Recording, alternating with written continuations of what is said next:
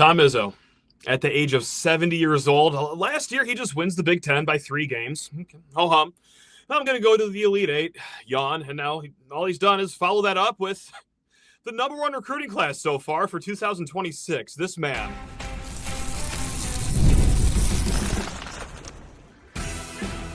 You are Locked On Spartans, your daily podcast on the Michigan State Spartans, part of the Locked On Podcast Network, your team every day. Spartans is brought to you by FanDuel. Right now, new customers can bet just $5, and if your bet wins, you will get $300 in bonus bets to use across the app. Download the app today. Spartan friends, Spartan family, Locked On Spartans listeners, how on earth are we all doing in the midst of a double, triple game week, if you want to count hockey? Look, sports are just popping here at Michigan State. Yes, football still on the horizon. They play Iowa this upcoming Saturday. Woo, catch the fever. But we're going to focus on basketball today, okay? And that's, no disrespect to the #1 ranked hockey team, which is a wagon at 9-1 overall in the season. But this is going to be a basketball show because we're going to focus on a sport that makes us smile. Sorry, football. We spent all sorts of time on you yesterday as you guys cemented another year without a bowl game.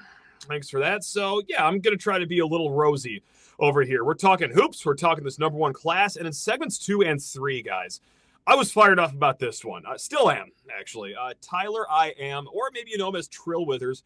Anyway, you slice it, guys. This guy is a legend in the content game. He joins the show because he's a big Kentucky fan. He brings us up to speed on tomorrow night's game, what to expect out of his Wildcats. But before that, let's talk about the man, the myth, the legend. That is Tom Izzo. 3 decades here at Michigan State and no signs of ever slowing down even at the spry age of 70 years old because, right before the weekend, you guys probably already know it, he cemented the #1 class at the moment for 2026. Now we're going to get into, how that's going to change and how this is still going to be an amazing class here. But, hey, you look at 24/7 Sports right now, after landing a point guard in Carlos Medlock, after landing a really highly rated 4-star 2-guard in Jasiah Jervis, you get Julius Avent, a great power forward, and then, cap it off with 5-star center Ethan Taylor. Michigan State at the top right now for 2026. Now, look, Friday, 4 o'clock, it seemed like a foregone conclusion if you're into the message boards or the rumor mill, or, hey, you listen to this show, and I wasn't, really too secretive about it that everyone knew that Ethan Taylor was committing to Michigan State by the time 4 o'clock rolled around. But this was a largely, incredibly impressive get for Tom Izzo because there hasn't been a lot of top flight big men that have committed to Michigan State. This is going back a few years, Tom Izzo getting back in his bag, but it's also the programs he had to beat to get Ethan Taylor. Indiana, they showed their hand pretty early. They were thought to be a threat early on here. Very late into this recruitment, Oregon, money bags or back up the Brinks truck, Oregon.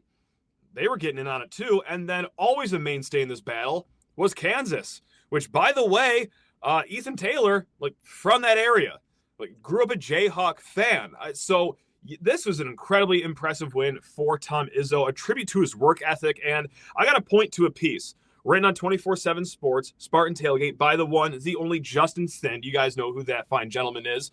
But he had a great piece about how this class came together, and he pulled out a lot of great anecdotes from the Ethan Taylor saga, too. And he did mention this, and it's worth bringing up the great work ethic for Tom Izzo at the age of 70. Hey, he would go, not an assistant, not like a Breslin Center janitor, not a cafeteria worker. No, Tom Izzo himself would go to numerous practices and games down at Link Academy. Well, Kansas, they seemed to, I'm sure Bill Self, popped in every once in a while, but it was largely assistants that would go check on that. So Tom Izzo, it's a mix of old school and new school. The old school building these great relationships, building great foundations with kids, where even, yes, and here's the newer school aspect, Michigan State, flush with cash, none of these kids committed here for $0.00, but I'm not entirely sure if they went up as high as some of these other schools did, because you can blend what you have to sell here at Michigan State You can blend the commitment to relationships that you have here, and of course, all the good perks that come with the new age of college basketball. So really, really solid work by Tom Izzo to get Ethan Taylor. Now, who are you getting with Ethan Taylor? Talked a little bit about him before the weekend, but why not reiterate how special this kid's going to be here in East Lansing? He's the number 23 ranked kid, according to the 24/7 Sports Composite, the number 2 center in the class. Now, this guy, like college-ready body, basically. 7 feet tall, 7'4" wingspan. Can he, add a few more pounds of muscle? Certainly, that's every kid coming out of high school, though. But, man, what I see with him, and probably what Tom Izzo sees, probably what these, graders of the star system see is really, really incredible footwork. I mean, he's got a really nice lightning quick drop step. Really just shades of Nick Ward, if you will, back in the day. So, look, he is fluid with his body. He's tall, he's big, but, man, he's got some ballet to him, let me tell you. And I got to say, his passing really sticks out, too. Just watching a few clips, especially from Mocan Elite at the Peach Jam. That guy dropped some dimes, which is incredibly impressive. As a high school big man, I feel like that's one of the first, deer in the headlight moments for college big men is, okay, going up against guys as physically big as you. And oftentimes, when the scary moments come around, in double teams, get flustered, don't know what to do, cough the ball up. This man seems very, very aware of what is going on in the half-court offense around him to just, okay, double team, whoop. Yeah, cutting guard, forward out there. Whoever it is, I'm going to find the open guy, and it's going to work out just fine here for everyone. You guys are going to like it. And this isn't like anything fundamentally that he does, but it's something that us Michigan State fans will adore. He plays with an edge. You watch some of these clips. Oh yeah, this dog's got some bite to him. So I love everything I see with Ethan Taylor. And now you have the number 1 ranked class in the nation. Now this is where, you might say, oh, Matt, here you go, being a Debbie Downer. Now, I don't expect this class to end at number 1, but bear with me. This is still going to be an incredible class, likely top 5. And if it's not top 5, pretty damn close to it. I mean, he goes, look, this is what still has to materialize. 12 of the top 20 kids have not committed anywhere. So once they start committing, they might get jumped by Kentucky or Kansas or Duke, what have you, but you can go to 24/7 Sports. The way they grade things is their little class calculator. Now, this is a number that they spit out based on the ratings of the kids, how many kids are in your class, and then bada boom, bada bing, here comes a magical number. Right now, that number is 67.03 for Michigan State, which is the highest that number has been since the 2023 class. Actually, you know what? There was a class that was 68 or higher. That was the storied 2016 class. Miles Bridges, Nick Ward, Cassius Winston, Langford. Man, oh man, we've had some good classes here, guys. But anyway, this number means that, okay, well, you're going to be most likely in the top 5 because a 67.03 last year, that would have been the 5th best class. In 2024, 5th best class. 2023 and 2022, the 6th best class. In 2021, the 7th best class. And then 2020, the 4th best class. You guys get my point.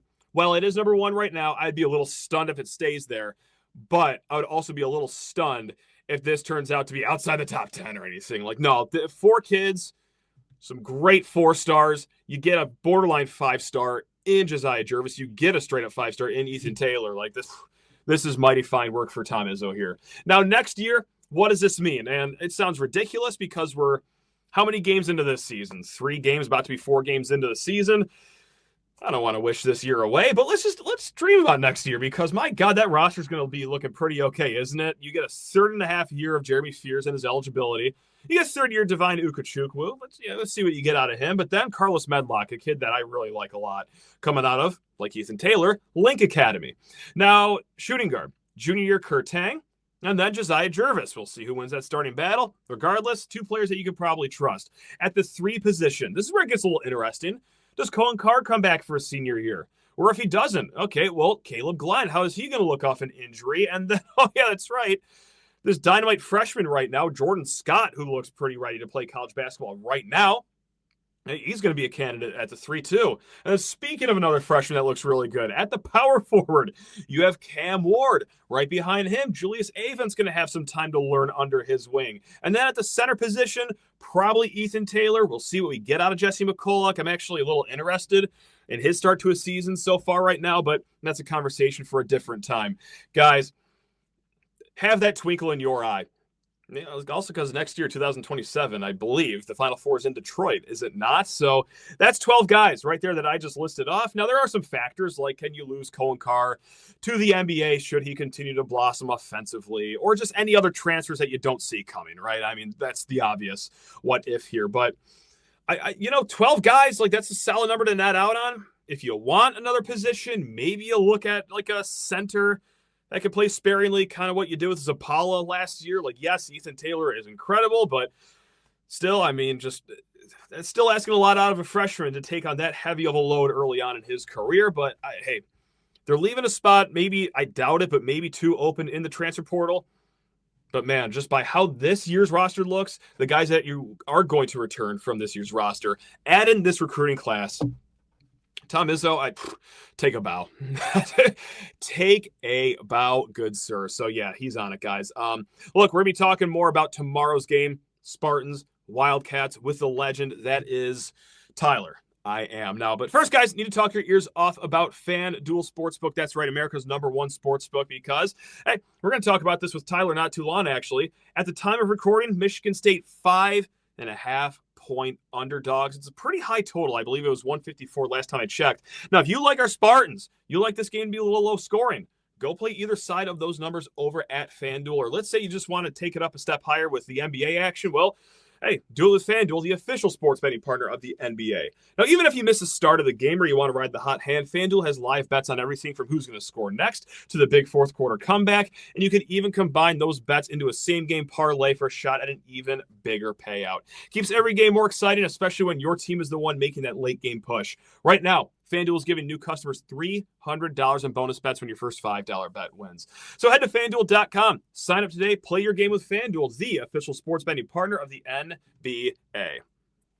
Guys, those Friday beers hit the hand like Molnir, and this Champions Classic conversation will hit even harder, well, hopefully.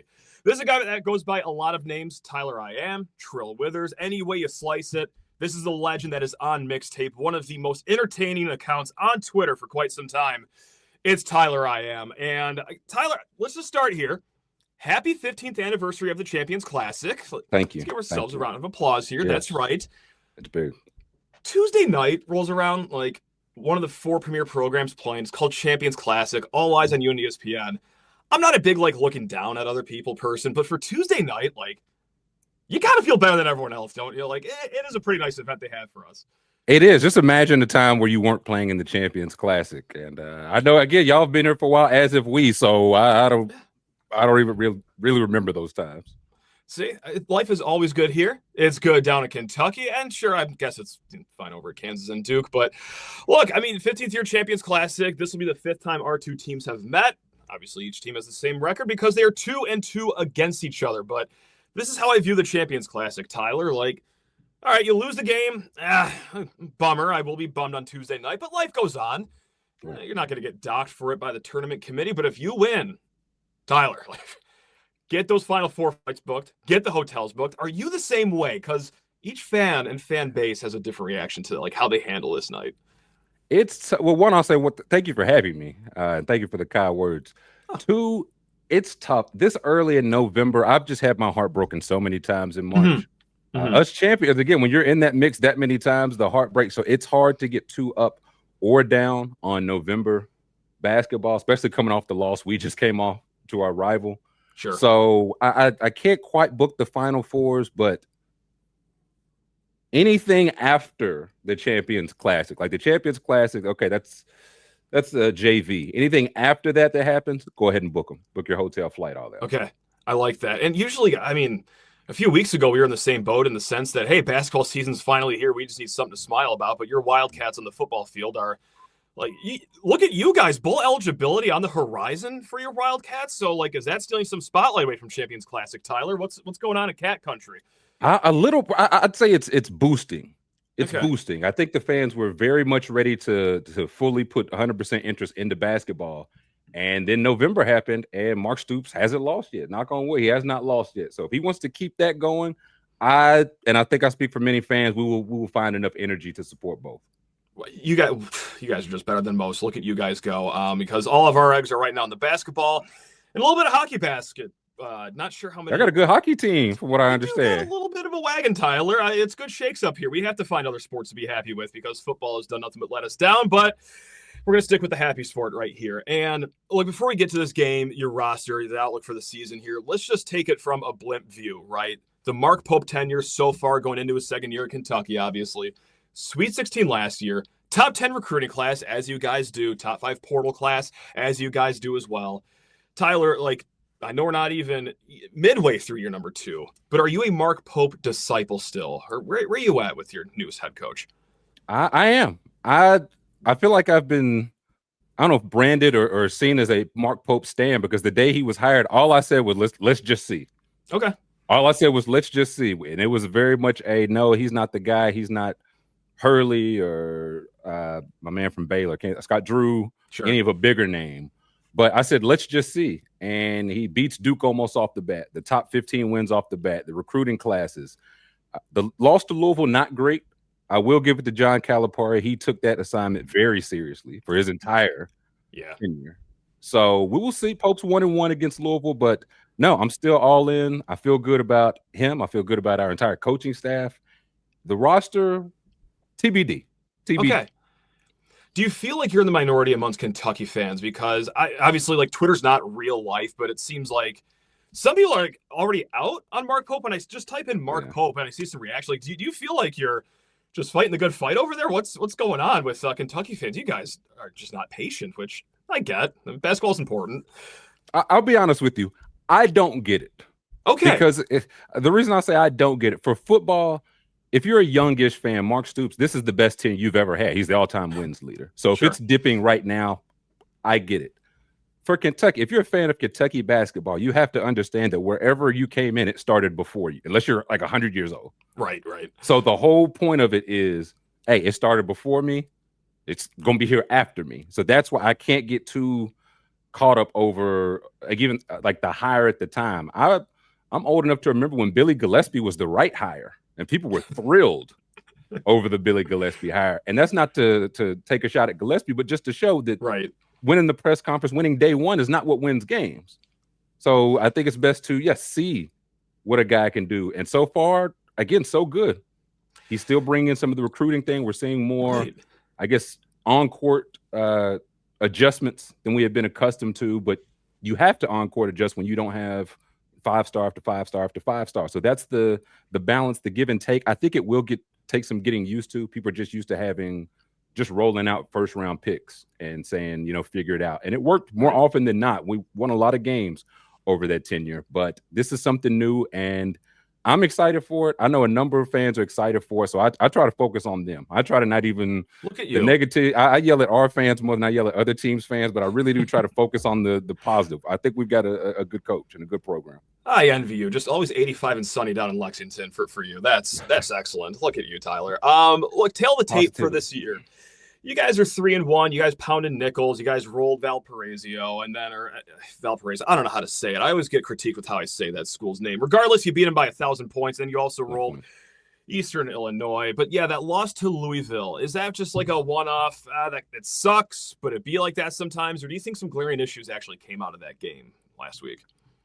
Both, honestly. Like, I have to give credit to a good coach and a good team over there. Like, they were top. I think they were 11th or 12th playing on a good home court. So I want to give them their credit first off. There are a couple things I am wondering. The biggest thing I'm worried as you could be 2-3 games into a season. I think a lot of our lineups are going to be best utilized with one big, but the way our roster is situated, I think we have 5, maybe 6, if and when Jaden Quaintz comes back, guys that could just be that one big. So it's like, did we skew a bit too heavy on bigs? Now, I think it could very well come in handy in a game like this. It gets like a physical team, Tom Izzo team. I think it could come in handy if you're able to just keep fresh bigs in and out. But I do wonder if we skewed a bit too big in roster construction. Do you think this quote by your coach, Mark Pope, like really is anything seismic, or is this just, something that a coach says that is just a passing moment? He said, quote, "I'll be blunt with you guys. I wish I was further ahead. I'm trying to figure out why I'm not further ahead with this group in terms of their identity." You think that's just like him challenging his team, or do you think that there is some credence to that and there's already like early, that's panic for lack of a better term from Pope? It's not great to hear from It's honest. It's transparent. It is. I mean, it's not honest. Else. Again, this is something I'll say. People said they want, like during the John Calipari era, who I still like Cal. Okay. I don't hate Cal by any means, but during these type of press conferences, it was always, hey, we're playing for March. We're not playing for now. We're playing for March. We'll roll the ball out there. We'll be good for March. And now when Pope gives you honesty, he's like, hey man, yeah, we're just not. It's just not going the way we wanted to so far. So people don't want either side of it. People will find a way to complain. I can appreciate the honesty while also, this is me, no inside information. I do wonder if some of it is coming from last year, Otega Owe, he was able to come in and be one of the guys. Like he benefited from a Kobe Brea, a Jackson Robinson, a Lamont Butler, some of these guys. And now this year he's the guy. You're the guy. These guys have to benefit off what you do, off your spacing, your cutting, your creation, and I think your energy. Honestly, that's what I'm looking for. It's like it's different when you're one of the guys versus, hey, you're the preseason conference player of the year. They're going to follow your tone. So I think that's something that Otega, coming back from injury, to his credit, is going to need to ramp up. But it's also something that I'm hoping in last year's team that they kind of know how to pace it, because injuries killed us last year. Injuries kill teams every year. But I'm hoping you don't want to, peak too soon. Like we're playing our best ball December, January, and it's 2 whole months left. So I'm hoping that it's just marathon, not a sprint type of thing.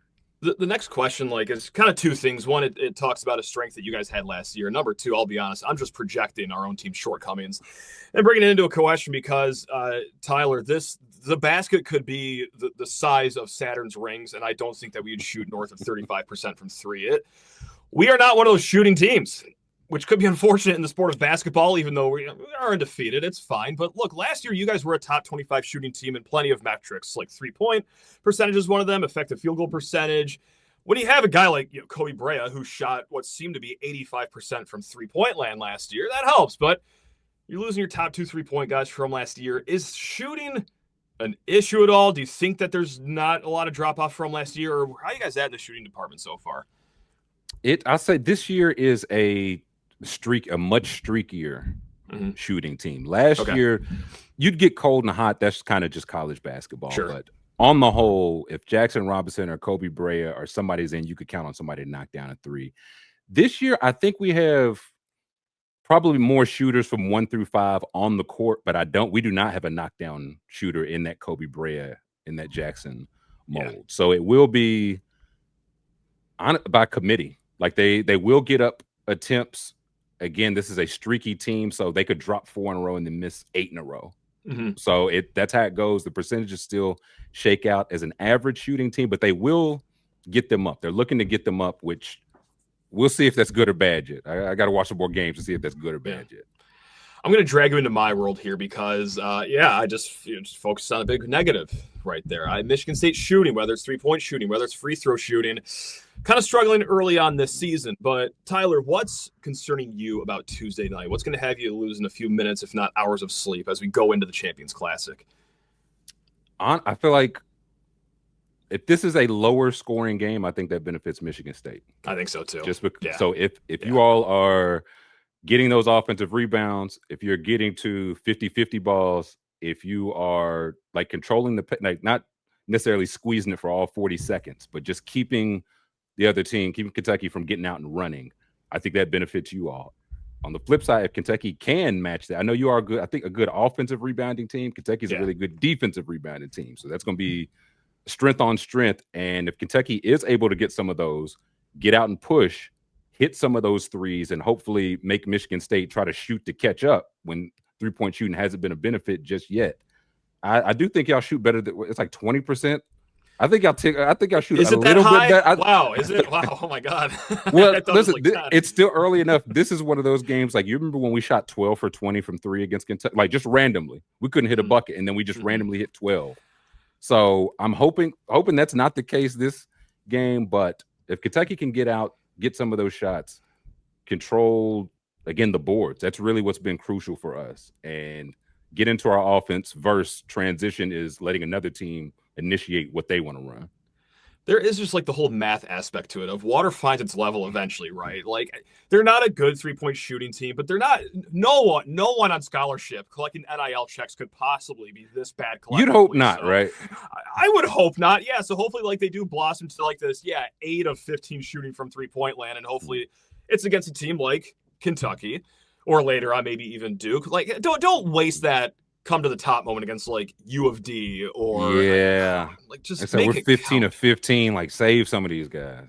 I know. I just get really concerned, and the sample size is not large enough. I don't know if this is something. I think it is that like I don't have any good memories of watching Michigan State play Madison Square Garden either. So like that's why I'm just not. I don't have a whole lot of Kentucky. I do know last year in this an unranked Ohio State team that did not make the tournament beat us by 20 points. So I'm fully prepared for the lights to be like way too bright and us to get rolled again. I've seen it before. I'm cautiously optimistic. I think if it stays low scoring, Michigan State, just like they did against Arkansas not too long ago, I think they could win this race to 70 points, even though they were just 1 point shy of that. But you get my point. Like lower scoring, be the first team to 70. Can Michigan State do it with their rebounding, their defense, their running? Yes, but man, God, the length on Kentucky does give me slight pause here. Do you have any prediction for this game? Because what a talking head be if we just didn't ask for predictions. Of course, yeah. If you got to put something with it, I'll say I don't know if this is a hot take. I want to turn your pod into hot takes. Let's see, but let's do it. I do think whoever wins this game wins by double digits. Ooh, I like that one. Okay, that's good. I saw again. I didn't put anything on it. I just saw the line. It's 5.5. We're favored right now. Yep. 154.5 points they're calling it. So that's calling it 80 to 75-ish. Yeah. Give or take. Again, that's on the higher side. I think that benefits us. So I do think if it's a style that benefits us, we are able to neutralize you on the boards, get out in transition. And if we have a streaky where we go 18 for 30 from 3 instead of 9 for 30 from 3, I don't think it'll get out of. I'll call it. I think UK 82, Michigan State 71. So I do think whoever went. But on the flip side, if you all are able to control the pace like that, we do have this. You're all able to force us into streaky shooting, I should say. If Jeremy Fears is able to penetrate and get guys good looks to where they hit a couple of those, I think it could be a like 71-60 like type beat where whoever wins, I think wins by double digits. That's what I'll stand on. If Michigan State wins by double digits, I will be talking crazy on here on Tuesday night. It's as well you should. This is the Champions Classic. I'm gonna leave myself open to a lot of like receipts come January, February. But that's a future me problem. That's the fun. I was gonna say that's the fun of the game. Or you get to open yourself up to a bunch of y'all. Remember when I said this back in November and I was exactly right? How about that? Exactly. That's right. We keep the receipts here too. We'll pull them out. Only the good ones though. Of course. As we know. I mean, as if we get anything wrong on this show ever. Tyler, you know how it is. Talking about sports. All those self-destruct, yeah. No, come on, man. So, Tyler, I can't thank you enough for hopping on for chat. No, I mean, just like you, I said man. beforehand, I mean, massive fan of yours, whether it's mixtape, whether it's just following you on Twitter forever, and the amount of laughs you've given everyone, whether it's, just me, people listening, my friends, my coworkers. I mean, we just love reading all your tweets. Much appreciated, man. Before I let you go, I gotta ask like the most awkward question because no one likes talking about themselves, but you're like, what's your Mona Lisa? What is the best tweet that you've popped off with your fingers? What you hit it and you're like, that is my finest work right here. The best tweet I think I have of mine. And this is a family show, I want to reiterate. So like, that's what I was trying to. Yeah, for sure. Nah, a lot of children watching. This is streamed at many elementary schools. So let's for sure. Play it tight. There's a tweet where I could sanitize it. It's just Floyd Mayweather and Manny Pacquiao standing together, and Floyd he's looking angry at something on his phone, and I just captioned it something along the lines of like, Floyd, that's not Epiphany, it says iPhone. Something along those lines is probably one of my favorites. It's like that felt good leaving the hand. Felt good. You knew it was good coming off. That's right. Oh, Turn around before it even hits the hoop. Excellent. Yeah, I mean, that's green. Your bag is deep, man. It's impressive. So, hey, much appreciate, Tyler. Appreciate guys, you, man. All the viewers, all the listeners, I appreciate you guys as well. We will be back tomorrow, no matter what happens after the Champions Classic. We're dragging Dave Klein on the show. And, guys, until then, hey, take care of yourselves. Love you all. Go green.